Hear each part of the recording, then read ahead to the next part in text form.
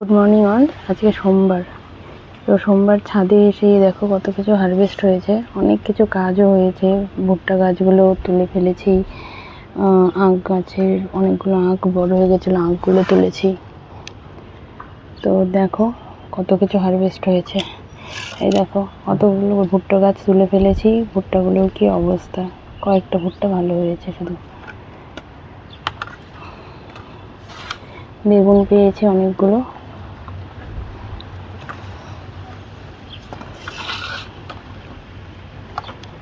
দেখো এই দেখো স্পেশাল যেটা রজনীগন্ধা, এত সুন্দর রজনীগন্ধা, ঘরে রেখে দিলে গন্ধ একদম ভরে যায়, খুব সুন্দর। চিচিঙ্গা পেয়েছে একটা।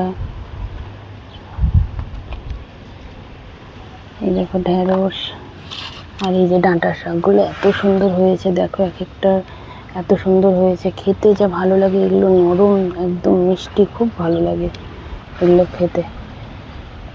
আর এখানে তোমার এই যে আখ পেরেছি, তো অনেকগুলো আখ বড় হয়ে গেছিলো, টোটাল 4টা আখ পেরেছি। আখগুলো না পারলে হবে না, সব টবের গাছে তো খুব একটা যে বিশাল বড় বড় আখ হয় তা না, কিন্তু যা হয় সেটাই অনেক মিষ্টি, ভালোও লাগে খেতে।